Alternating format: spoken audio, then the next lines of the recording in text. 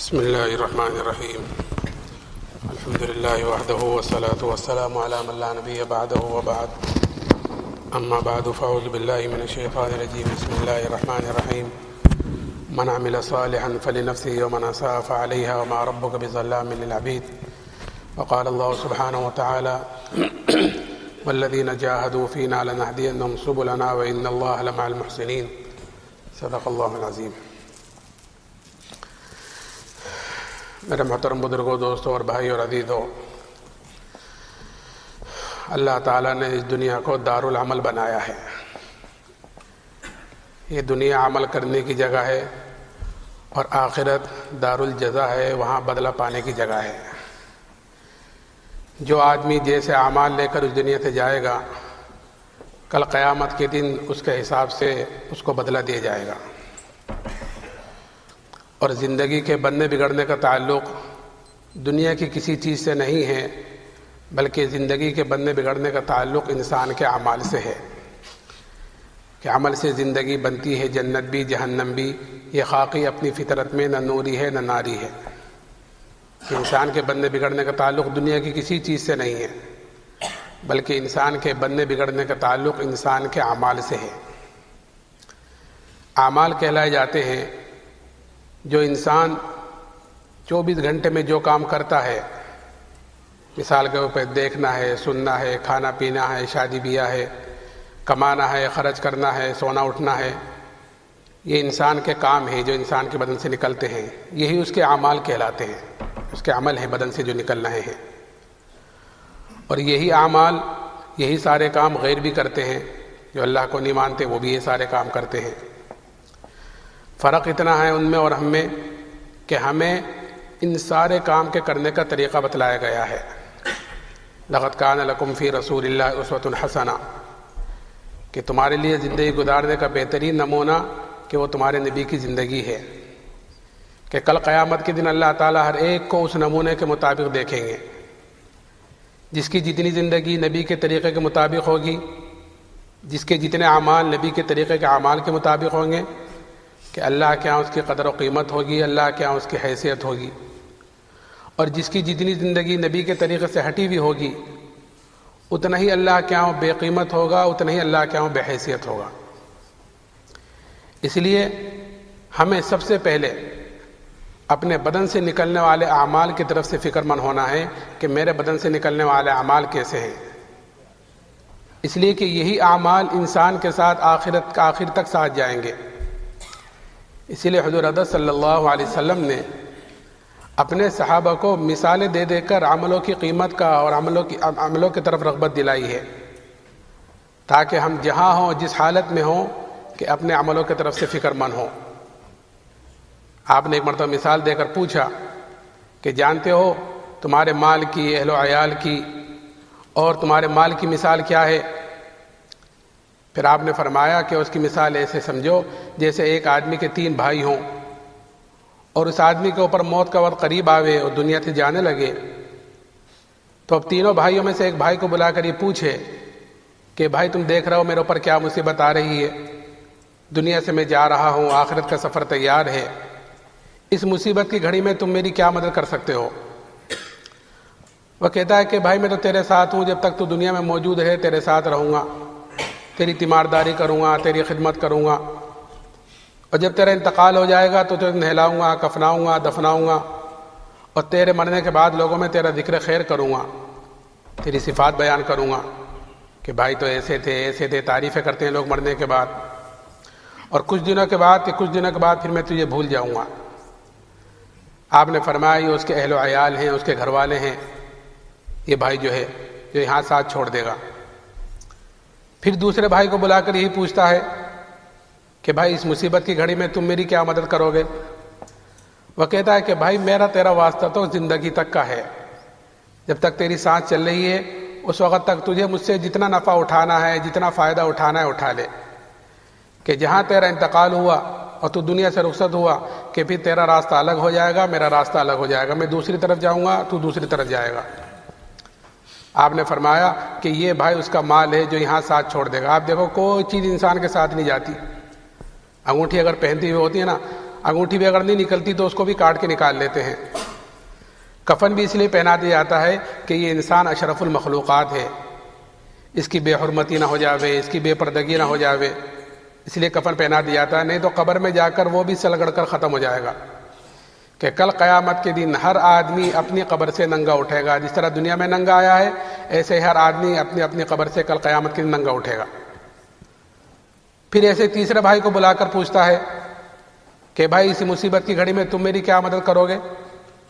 وہ کہتا ہے کہ بھائی میں تو تیرے ساتھ ہوں، جب تک تو دنیا میں موجود ہے تیرے ساتھ رہوں گا، جب تیرا انتقال ہو جائے گا اور منکر نکیر تجھ سے سوال کریں گے قبر میں تو ان کے سوالوں کا جواب میں دوں گا تیرے طرف سے، اور جب تیرے کل کو نام اعمال تلیں گے تو تیرے نام اعمال کے ترازو میں بیٹھ جاؤں گا اور خوب کوشش کروں گا اس کو وزنی کرنے کی، اس کو بھاری کرنے کی، اس کو جھکانے کی، اور میں تیرے ساتھ رہوں گا یہاں تک کہ تجھ کو جنت میں داخل کرا دوں، وہاں تک تیرے ساتھ رہوں گا، تیرے ساتھ ساتھ۔ آپ نے فرمایا یہ بھائی اس کے اعمال ہیں۔ پھر آپ نے پوچھا اب بتلاؤ کون سا بھائی کارآمد ہوا؟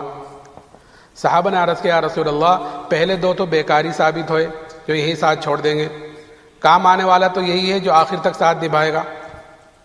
تو میں نے عرض کیا کہ انسان کے بننے بگڑنے کا تعلق اعمال کے ساتھ، اور اعمال انسان کے ساتھ آخر تک جائیں گے، اور اعمال کا دار و مدار انسان کے یقین کے ساتھ ہے کہ جیسے اس کے اندر کا یقین ہوگا بدن سے نکلنے والے اعمال اس کے اعتبار سے ہوں گے۔ اس لیے کہ آدمی کو جو چیز چلاتی ہے عمل کے اعتبار سے وہ اس کو اس کے اندر کی طاقت چلاتی ہے۔ اندر اگر بنا ہوا ہوگا، یقین صحیح بنا ہوا ہوگا تو پھر بدن سے نکلنے والے اعمال اس کے اعتبار سے ہوں گے، یعنی شریعت کے اعتبار سے ہوں گے، پابندی کے اعتبار سے ہوں گے۔ اس لیے کہ حدیث میں آتا ہے الدنیا سجن المؤمن و جنت الکافر، کہ دنیا مومن کا جیل خانہ ہے اور کافروں کی جنت ہے۔ جیل خانے میں آدمی کیسے رہتا ہے کہ پابندی کے ساتھ، وہاں آزاد نہیں ہے جب چاہے کھا لیا، جب چاہے سو گئے، جب چاہے اٹھ گئے، جو چاہے کر لیا، کہ نہیں، بلکہ جیل خانے میں تو آدمی پابندی کے ساتھ وقت گزارتا ہے، قانون کی پابندی ہوتی ہے، اس وقت سونا ہے، اس وقت اٹھنا ہے، یہ کھانا ہے، یہ کھانا ہے، یہ کام کرنا ہے، تو پابندی کے ساتھ رہتا ہے۔ تو ایسے ہی ہمیں پابندی کے ساتھ رہنا ہے کہیں کی کہ جناب رسول اللہ صلی اللہ علیہ وسلم کے طریقے کی، شریعت کی، اس پابندی کے ساتھ۔ تو میں نے عرض کیا کہ آدمی کو جو چیز چلاتی ہے وہ اس کو اس کے اندر کی طاقت چلاتی ہے۔ اس لیے ہمیں بنیادی طور پر سب سے پہلے اپنے اندر کے یقین کو بدلنا ہے، اپنے اندر کے یقین کو بنانا ہے۔ اندر کے یقین یعنی ایمان، کہ ایمان آدمی کو چلاتا ہے، کہ یہ ایمان کہ یہ اللہ نے ہمیں سب سے بڑی نعمت مرحمت فرمائی ہے، اس سے بڑی کوئی نعمت نہیں۔ اس لیے کہ انعامات تو اللہ تعالیٰ کے بے شمار ہیں، کہ قرآن یوں کہتا ہے وَإِن تَعُدُّوا نِعْمَتَ اللَّهِ لَا تُحْصُوهَا، کہ اللہ تعالیٰ کے انعامات تو اتنے ہیں کہ اگر تم اللہ کی نعمتوں کو گننا چاہو، شمار کرنا چاہو تو تم اللہ کی نعمتوں کو گن نہیں سکتے، شمار نہیں کر سکتے۔ اتنے انعامات قدم قدم پر، سانس سانس پر اللہ تعالیٰ کی نعمتیں بارش کی طرح ہمارے اوپر اتر رہی ہیں، اور ایسی ایسی نعمتیں ہیں کہ اللہ کی ایک نعمت بڑی نعمت ہوتی ہے لیکن ہمارا دھیان ادھر نہیں جاتا کہ یہ بھی اللہ کی نعمتوں میں سے کوئی نعمت ہے۔ اس لیے کہ ہر چیز کی قدر و قیمت آدمی کو اس وقت پتہ چلتی ہے جب وہ چیز ہاتھ سے نکل جاتی ہے۔ جب تک کوئی چیز آدمی کے ہاتھ میں ہوتی ہے اس کی قدر و قیمت کا اندازہ نہیں ہوتا کہ کیا چیز ہے، کیا قدر و قیمت ہے۔ جب وہ چیز ہاتھ سے نکل جاتی ہے تو پتہ چلتا ہے کہ میں نے کیا چیز کھوئی ہے۔ اور جیسے میں نے عرض کیا کہ ایسی ایسی چیزیں ہیں، ایک مرتبہ نظام الدین میں چند سال پہلے کی بات ہے، کمرے میں دو آدمی آئے میرے پاس، آ کر کہنے لگے مولانا ہمارے بھائی کے لیے دعا کرنا، 10 سال ہو گئے پیشاب بنے ہیں، 10 سال سے، کہ نلکی لگا رکھی ہے پیشاب کی، وہ نلکی لگی رہتی ہے تو اس سے تھوڑا تھوڑا نکلتا رہتا ہے، اگر وہ نلکی نکال دو تو پیشاب نہیں ہوتا۔ میں نے کہا نا کہ نعمت کی قدر کہ ہم نے سمجھ نہیں سکتے کہ یہ بھی چیز ہے۔ اسی لیے حضور اقدس صلی اللہ علیہ وسلم نے پیدائش سے لے کر موت تک ہر موقع کی دعا بھی بتلائی ہے اور ہر موقع کا طریقہ بھی بتلایا ہے۔ اگر وہ چیز اس طریقے کے مطابق ہو رہی ہے جس طریقے پر حضور اقدس صلی اللہ علیہ وسلم نے فرمایا ہے استعمال کرنے کا، تو دوستو بزرگوں، ہر نعمت کل قیامت کے دن اگر اس طریقے پر استعمال ہو رہی ہے تو کامیابی ہے، اگر اس طریقے پر استعمال نہیں ہو رہی ہے تو ہر نعمت کل قیامت کے دن پکڑ کا ذریعہ بنے گی۔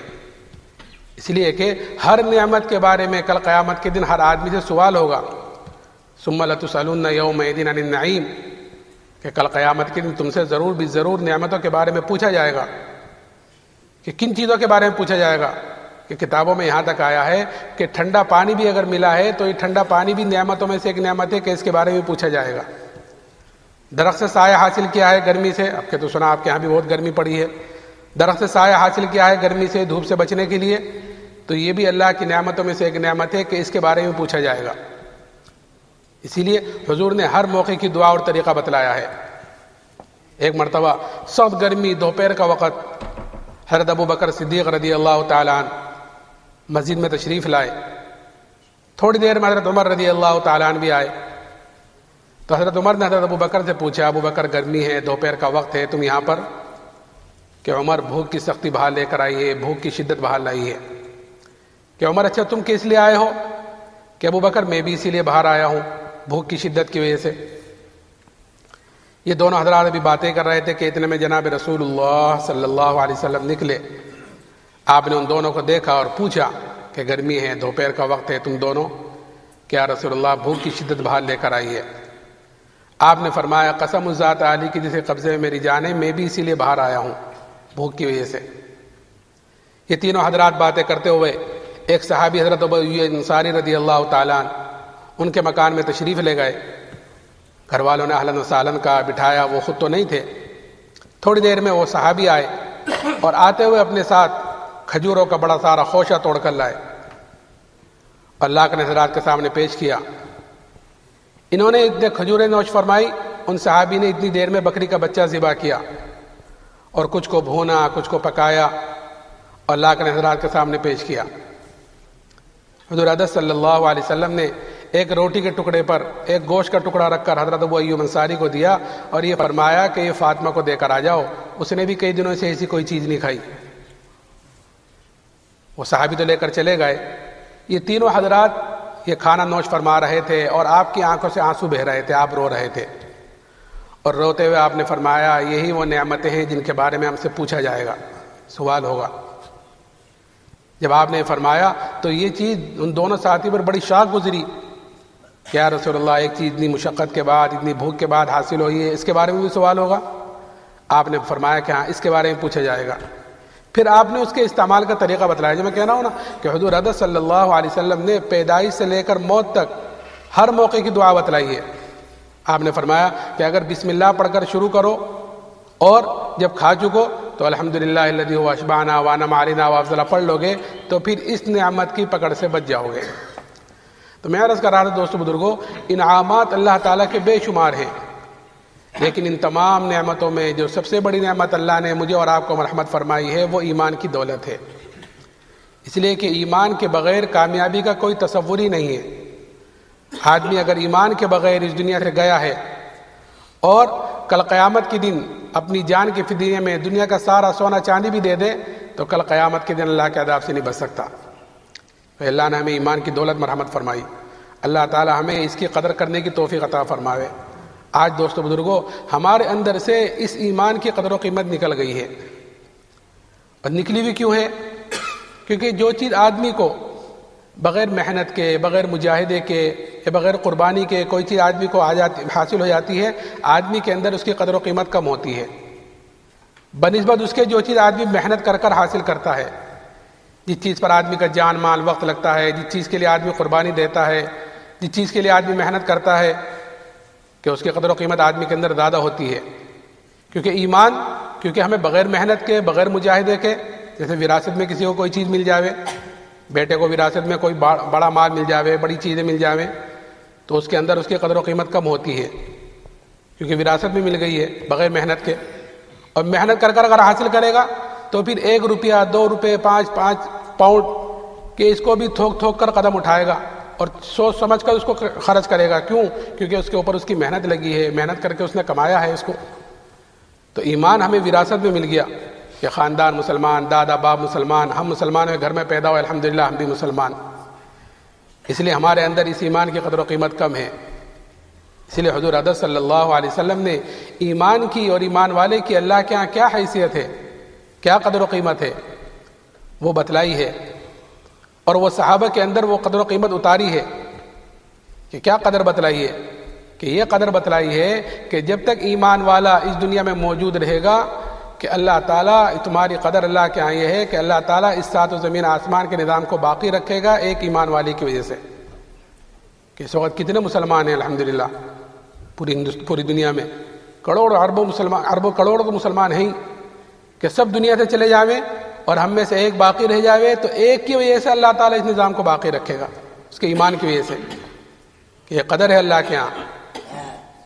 پھر اگر ایمان والا اس دنیا میں نہیں ہے تو چاہے دنیا انسانوں سے بھری ہوئی ہو، اللہ کو اس دنیا کی کوئی ضرورت نہیں، اللہ اس دنیا کو ختم کرے گا، کہ اس کا وجود ہی ایمان والے کی وجہ سے ہے.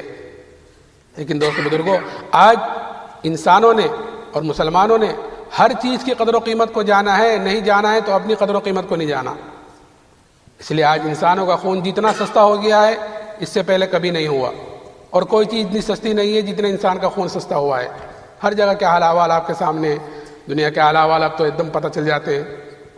تو یہ قدر بتلائی ہے ایمان والے کی، اور قیمت بتلائی کہ اگر رائے کے دانے کے برابر ایمان کو بچا کر لے گئے تو اللہ تعالیٰ اس دنیا سے 10 گنی بڑی جنت دے گا. اب جس کا ایمان جتنا اونچا ہوگا، جس کا ایمان جتنا اعلیٰ ہوگا، کہ کل قیامت کے دن اس کی اتنی بڑی جنت ہوگی. یہ اللہ نے ہمیں جو آسان سا کام دیا ہے دعوت تبلیغ والا، یہ اپنے ایمان کو بنانے کے لیے ہے، اپنے اندر کے یقین کو بنانے کے لیے ہے. کہ جب آدمی اللہ کے راستے میں نکلتا ہے اور ہر وقت اللہ کی بڑائی کو بولتا ہے، سنتا ہے، سوچتا ہے اور اس کی دعوت دیتا ہے تو پھر آدمی کے اندر کا یقین بدلتا ہے. اور جب اندر کا یقین بدلتا ہے تو جیسے میں نے کہا کہ آدمی کو جو عمل کے اعتبار جو چیز چلاتی ہے وہ اندر کی طاقت چلاتی ہے، کہ جب اندر کا یقین بدلتا ہے تو پھر بدن سے نکلنے والے اعمال اس کے صحیح ہوتے ہیں. آج بدن سے نکلنے والے اعمال کی خرابی کی واحد وجہ یہی ہے کہ اس کے اندر کی کمزوری ہے. تو یہ چیز حضور اقدس صلی اللہ علیہ وسلم نے صحابہ کے اندر اتاری تھی، اور صحابہ کے اندر یہ ایمان کی قدر و قیمت ایسی اتری تھی کہ پھر صحابہ نے اس ایمان کے لیے ہر تکلیف کو، ہر مصیبت کو، اور جو چیز آئی ہے ایمان کے مقابلے میں اس کو قربان کیا ہے، ہر تکلیف کو، ہر مصیبت کو برداشت کیا ہے. یہ قصے ہم تعلیم کے ذریعے سے بیٹھ کر سنتے رہتے ہیں. تعلیم کہتے ہیں پابندی سے، گھر کی تعلیم ہے، مسجد کی تعلیم ہے، اس میں پابندی سے بیٹھنے کے لیے. تو یہ تعلیم خالی اس لیے نہیں ہے کہ چلو تعلیم میں تو بیٹھنا ہی پڑے گا، یہ مسجد کا ایک عمل ہے اور گھر میں تو کرنی پڑے گی، بڑوں نے فرما رکھا ہے، کہ نہیں، یہ اس خالی اس لیے نہیں ہے سننے سنانے کے لیے، بلکہ تو اس لیے ہے کہ ہم ان چیزوں کو سنیں، ان قصوں کو سنیں اور ان قصوں سے اثر لینے والے بنیں، اور اثر لے کر پھر ان کے مطابق اپنی زندگی کو ڈھالنے والے بنیں. اس لیے کہ آدمی کو جو ملے گا وہ تو عمل پر ملے گا، سننا سنانا تو عمل پر ڈالنے کے لیے ہے، تو خالی خانہ پوری نہیں ہے، بلکہ اپنی نیت اور ارادہ اس کا کریں کہ ہم اس کے مطابق اپنی زندگی گزارنے والے بنیں. کہ صحابہ کے قصے کیسے کیسے ایمان کے خاطر کیسی تکلیفیں برداشت کی ہیں. کہ ایک صحابی حضرت خباب بن ارد رضی اللہ تعالیٰ عنہ، حضرت عمر رضی اللہ تعالیٰ نے پوچھا ایک مرتبہ کہ خباب، ان تکالیف کی تفصیل بتلاؤ جو ایمان کی وجہ سے تم پر آئی ہیں، جو حالات، جو پریشانیاں ایمان کی وجہ سے تم پر آئی ہیں، ذرا ان کی تفصیل تو بتلاؤ. تو حضرت خباب نے کہا کہ امیر المومنین، آپ ذرا میری کمر دیکھیں. جب کمر دیکھی تو حضرت عمر نے فرمایا کہ خباب، ایسی کمر تو کسی کی نہیں دیکھی جیسی تمہاری ہے. تو حضرت خباب نے فرمایا کہ ہاں امیر المومنین، مجھے تو آگ کے انگاروں پر لٹا کر گھسیٹا جاتا تھا اور میری چربی سے، میرے خون سے آگ بجھتی تھی. کہیں کی وجہ سے؟ ایمان کی وجہ سے. یہ ایک عورت کے غلام تھے، جب اس کو یہ پتہ چلا کہ جناب رسول اللہ صلی اللہ علیہ وسلم سے ملتے ہیں تو سریے کو گرم کر کر اس سے ان کے بدن کو داغ دیتی تھی کہ یہ تو ایمان سے پھر جائیں، نہیں تو ان تکلیفوں کو برداشت کریں. تو ان تکلیفوں کو برداشت کرتے رہے لیکن ایمان سے نہیں پھرے. اور پھر اتنا ہی نہیں، جب فتوحات کا دروازہ کھلا، اس لیے کہ ایمان والے کی علامت بتلائی گئی ہے، مومن کی علامت بتلائی ہے کہ مومن جو کام کرتا ہے، نماز پڑھی ہے، روزہ رکھا ہے، حج کیا ہے، اللہ کے راستے میں نکلے ہیں، اللہ کے راستے میں نکل کر لوگوں کی کڑوی کسیلی برداشت کی ہے، اور اعمال میں نمازوں کو آئے ہیں، سردی برداشت کی ہے، گرمی میں آئے ہیں تو گرمی برداشت کی ہے. کہ مومن جو عمل کرتا ہے کہ مومن اس کا بدلہ دنیا میں نہیں چاہتا، بلکہ اس کا بدلہ آخرت میں چاہتا ہے. اس کو پتا ہے کہ دنیا میں جو ملے گا وہ وقتی ملے گا اور تھوڑا ملے گا، آخرت کے اعتبار سے تھوڑا اور وقتی کے موت تک. اور آخرت میں جو ملے گا کہ وہ ہمیشہ کے لیے ملے گا اور دنیا سے بہت زیادہ ملے گا. اس لیے مومن اپنے نیک عمل کا بدلہ دنیا میں نہیں چاہتا، اور مومن جو عمل کرتا ہے کہ اپنے اللہ کو راضی کرنے کے لیے کرتا ہے. کوئی دیکھ رہا ہے نہیں دیکھ رہا ہے، کوئی خوش ہے نہیں خوش ہے، اس کو اس کی پرواہ نہیں ہے کہ میرا اللہ مجھ سے راضی ہو جاوے، یہی اصل ہے، اور اسی کے لیے کرتا ہے. اسی لیے حضور اقدس صلی اللہ علیہ وسلم نے ایک صحابی حضرت ابو ذر رضی اللہ تعالیٰ عنہ ان سے فرمایا تھا کہ ابو ذر، اللہ کے معاملے میں کسی ملامت کرنے والے کی ملامت کی پرواہ نہ کرنا کہ کوئی کیا کہے گا، کوئی کیا سوچے گا، کہ نہیں، مجھے اللہ نے حکم دیا ہے کہے کا کہ ما آتاکم الرسول فخذوا وما نہاکم عنہ فانتہوا، اس چیز کا حکم دیا ہے کہ جو کچھ تم کو تمہارا نبی دے اسے لے لو، اور جس چیز سے روکے اس سے رک جاؤ. تو نبی نے ہمیں کامل اور مکمل دین دیا ہے چلنے کے لیے. دین ایک آدھ عمل کا نام نہیں ہے دوستو بزرگوں، بلکہ دین تو عمل کے مجموعے کا نام ہے. دین عمل کے مجموعے کا نام ہے. جیسے نماز، کہ نماز ایک نام ہے، تو خالی نماز قیام کرنا، رکوع کرنا کہ اتنا نہیں ہے، بلکہ نماز کے چند اس کے اندر کام ہیں، اس کے اندر اعمال ہیں، ان ساری چیزوں کا نام نماز ہے. کہ قیام بھی ہے، رکوع بھی ہے، سجدہ بھی ہے، تشہد، جلسہ، قومہ، قرات، یہ ساری چیزوں کا نام مل کر بنے گا نماز. ایسے ہی دین کہ یہ عمل کے مجموعے کا نام ہے، کہ ہماری 24 گھنٹے کی زندگی اور سر سے لے کے پیر تک کی زندگی اعضاء ہمارے کہ ہمارے یہ نبی کے طریقے کے مطابق ہو جاویں تو یہ ہماری زندگی بنے گی دیندار. اس میں بھی چاہے کوئی کہے کوئی سنے، اور اس میں ساری چیزیں آتی ہیں کہ کمانا ایسا ہے، خرچ کرنا اس طرح ہے. اس لیے کہ جیسے میں نے کہا کہ ہر نعمت کے بارے میں سوال ہوگا، کہ خالی دو تین چیزوں کے بارے میں سوال نہیں ہوگا کہ ہر نعمت. اس لیے حدیث میں آتا ہے کہ آدمی کا قدم اپنی جگہ سے نہیں ہٹ سکتا جب تک اس سے 4 سوال نہ کر لیے جائیں. اس میں ایک یہ بھی ہے کہ مال کہاں سے کمایا، حلال کمایا کہ حرام کمایا، جائز کمایا کہ ناجائز کمایا. اب کما لیا میرا ہو گیا، حلال کما لیا، جیسا چاہوں جس طرح چاہوں خرچ کروں، کہ نہیں پھر اس کو خرچ کیسے کیا، کہ یہ سوال ہونے والا ہے. تو اس لیے حضور اقدس صلی اللہ علیہ وسلم نے کمانے کا طریقہ بھی بتلایا ہے، اور پھر اس کا خرچ کرنے کا طریقہ بھی بتلایا ہے، شادی بیاہ کرنے کا طریقہ بھی بتلایا ہے.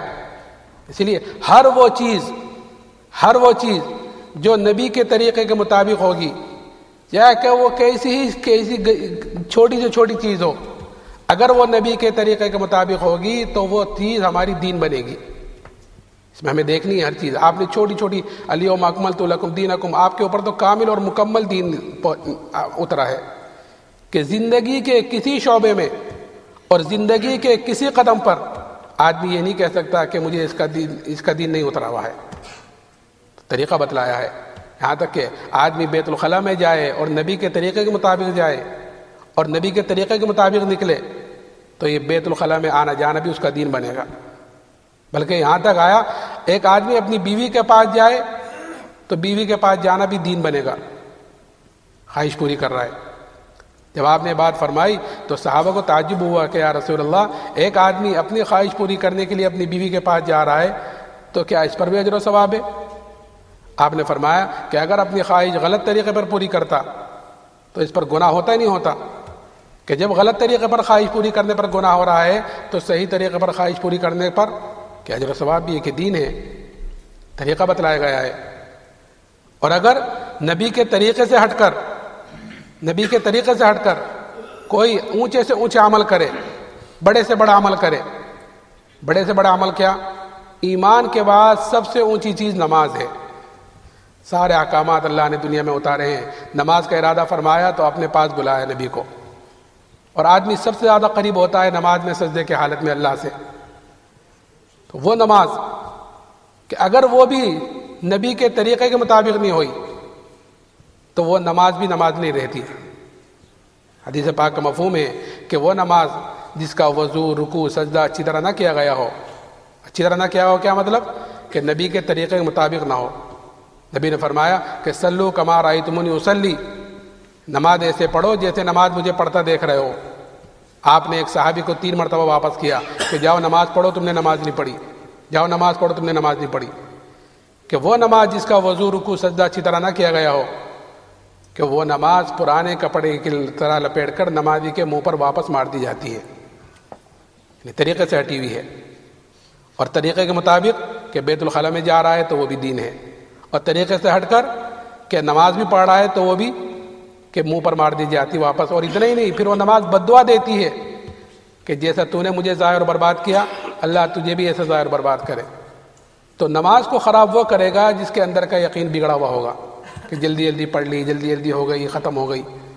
کہ اگر اس کو اس پر نماز سے کامیابی کا یقین اندر ہوگا تو وہ نماز کو اچھی سے اچھی پڑھے گا، اچھے سے اچھی پڑھے گا، اور اس کو صحیح طریقے سے پڑھنے کی کوشش کرے گا کہ اس کو پتہ ہے کہ مجھے کامیابی اس پر ملے گی، کہ اس کو پتہ ہے کہ 5 وعدے اللہ نے مجھے اس کا نماز پر دینے کا وعدہ فرما رکھا ہے. اس میں ایک وعدہ وہ بھی ہے جس کے پیچھے ہم خاک چھانتے پھرتے ہیں کہ روزی میں برکت ہوگی، روزی ملے گی اللہ کی طرف سے، لیکن جب وہ عمل صحیح ہوگا. تو میں عرض کر رہا تھا کہ مومن جو عمل کرتا ہے کہ وہ اپنے اللہ کو راضی کرنے کے لیے کرتا ہے، کوئی دوسری غرض نہیں ہوتی. اسی لیے جب فتوحات کا دروازہ کھلا اللہ کی طرف سے تو صحابہ اکرام رضی اللہ عنہ اجمعین اس پر رویا کرتے تھے کہ کہیں ہماری تکلیفوں کا، ہماری مشقتوں کا بدلہ کہیں ہمیں دنیا میں ہی تو نہیں مل رہا ہے. یہ فتوحات کا دروازہ کھلا. تو اس لیے دوستو بزرگوں، جو ایمان اللہ نے صحابہ کو مرحمت فرمایا تھا وہ ایمان اللہ نے مجھے اور آپ کو بھی مرحمت فرمایا ہے. فرق اتنا ہے کہ صحابہ اپنے ایمان کے اعتبار سے اعلیٰ درجوں پر پہنچ گئے تھے. کیوں؟ کہ وہ فرماتے ہیں کہ تعلمنا الایمان ثم تعلمنا القرآن، ہم نے ایمان کو سیکھا ہے، ایمان پر محنت کی ہے، اس کے بعد تعلمنا القرآن، اس کے بعد قرآن سیکھا. قرآن یعنی شریعت، دین. کہ جب ایمان سیکھ لیا، ایمان بن گیا تو پھر دین پر چلنا آسان ہوا. پھر دین پر چلنے میں کوئی رکاوٹ آئی تو اس رکاوٹ کا برداشت کرنا، اس کو ختم کرنا بھی آسان. اس لیے رکاوٹیں آتی ہیں دین پر چلنے پر. رکاوٹ کیا آتی ہے کہ ایک طرف حکم آتا ہے اور ایک طرف خواہش ہوتی ہے. اگر ایمان بنا ہوا ہوگا تو آدمی خواہش کو قربان کرے گا اور حکم کو پورا کرے گا. یہ صحابہ نے کیا. شراب جو ہے پہلے حلال تھی. ایک صحابی کے گھر میں شراب کا دور چل رہا تھا، سب بیٹھے ہوئے شراب کیسی نشے والی، ہر نشے والی چیز بڑی مشکل سے چھوٹتی ہے.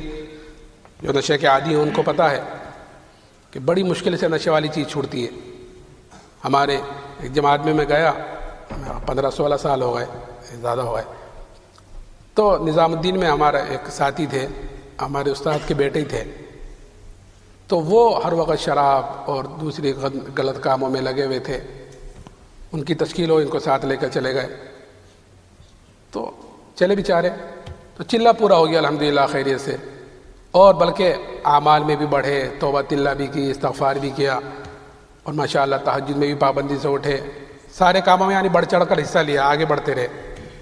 لیکن جب وقت پورا ہو گیا، چلہ پورا ہو گیا اور گھر واپس آئے تو 15-20 دن، مہینہ بہت سے بہت تو ٹھیک ٹھاک چلتے رہے. پھر دوبارہ شراب پینی شروع کر دی. اللہ حفاظت فرمائے. تو ہر نشے والی چیز مشکل سے چھوٹتی ہے اگر عادت پڑ جائے. ایک صحابی کے گھر میں شراب کا دور چل رہا تھا، سب بیٹھ کر شراب پی رہے تھے. اتنے میں کان میں آواز پڑی کہ شراب حرام کر دی گئی ہے. اتنی کان میں آواز پڑی کہ شراب حرام ہو گئی ہے کہ جس کے ہاتھ میں تھی اس کے منہ تک نہیں پہنچی، جس کے منہ تک پہنچ گئی تھی حلق سے نیچے نہیں اتری. جتنی مٹکوں میں شراب بھری ہوئی تھی سارے کے سارے مٹکے اٹھا کر پھوڑ دیے. کہ حکم آ گیا ہے کہ جب حکم آیا ہے کہ اب خواہش کو قربان کرنا ہے. یہ نہیں کہ اچھا دیکھ لیں گے، جلدی سے پی لو، اچھا نبی سے پوچھیں گے کیا مسئلہ ہے کیا نہیں، ایسا نہیں. کہ حکم آ گیا ہے، کان میں بات پڑ گئی ہے کہ اب ختم بات. تو یہ چیز کہ ایک طرف شریعت، ایک طرف حکم آیا ہے اور ایک طرف خواہش ہے. تو اندر بنا ہوا ہوگا تو آدمی حکم کو پورا کرے گا، خواہش کو قربان کرے گا.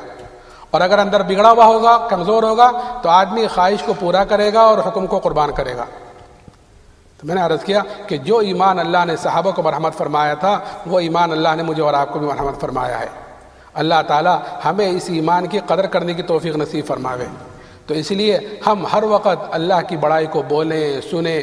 جس سے بھی ملاقات ہو اس سے اللہ کی بڑائی کو بولیں، سنیں. دکان پر ہوں، چلتے پھرتے ہوں، اس لیے گشتوں کا کرنا ہے. یہ ساری چیزیں جو ہیں یہ اسی لیے ہیں تاکہ ہمارے اندر اللہ سے ہونے کا یقین پیدا ہو جاوے. تو ایک تو ہے دعوت کے ذریعے سے یقین کو بدلنا، اور دوسرے ہے کہ ذکر کے ذریعے سے غفلت کو ختم کرنا. غفلت بھی ہمارے اندر ہے بہت.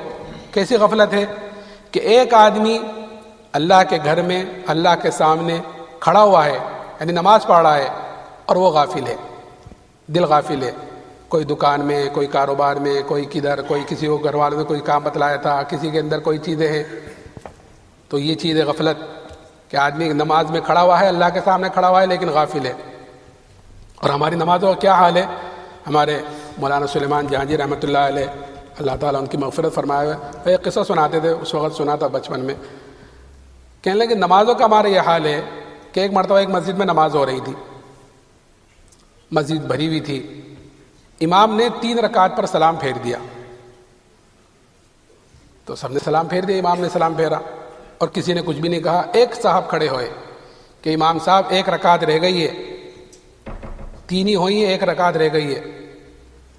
سب کو بڑی حیرت ہوئی کہ بھائی پوری مسجد میں کسی کو پتہ نہیں چلا، یہی آدمی ایک تھا خشوع خضوع سے پڑھنے والا، اسی کو پتہ چلا ہے. خیر امام نے دوبارہ نماز پڑھا دی. نماز پڑھ کر سب نے اس کو بیچارے کو مبارکباد دی کہ بھائی اللہ تجھے جزائے خیر دے، تیری وجہ سے نماز، تیرے خشوع خضوع کے بھائی خشوع خضوع کیا ہوتا ہے تو میں جانتا نہیں. باقی ہاں اتنا ہے کہ میری 4 دکانیں ہیں اور ہر رکعت میں 1 دکان کا حساب کرتا ہوں.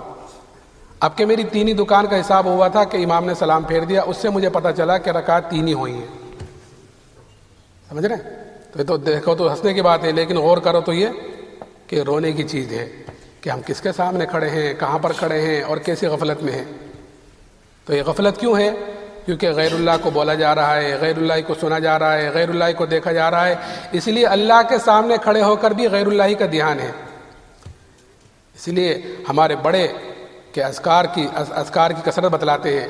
کم از کم 3 تسبیح صبح کو، 3 تسبیح شام کو دھیان سے جی لگا کر قبلے کی طرف منہ کر باوضو ہو کر 3 تسبیح پوری کریں دھیان کے ساتھ. اس لیے کہ اللہ کا ذکر اگر غفلت سے بھی لیں گے تو بھی نفع سے تو خالی ہے ہی نہیں، ثواب تو اس پر مل ہی جائے گا، لیکن غفلت اپنی جگہ باقی رہے گی. اصل ہے غفلت کو ختم کرنا. اس لیے ایک تیسرے کلمے کی، ایک درود شریف کی، ایک استغفار کی، یہ 3 تسبیح صبح کو، 3 تسبیح شام کو، جتنا ہم اس کو دھیان سے جی لگا کر اس کو کریں گے اتنا ہی اللہ کا دھیان اندر آئے گا، اور جتنا اللہ کا دھیان اندر آئے گا اتنا ہی عمل کے اندر مزہ آئے گا. کریں گے انشاءاللہ. اللہ تعالیٰ کہنے سننے زیادہ عمل کی توفیق عطا فرماوے.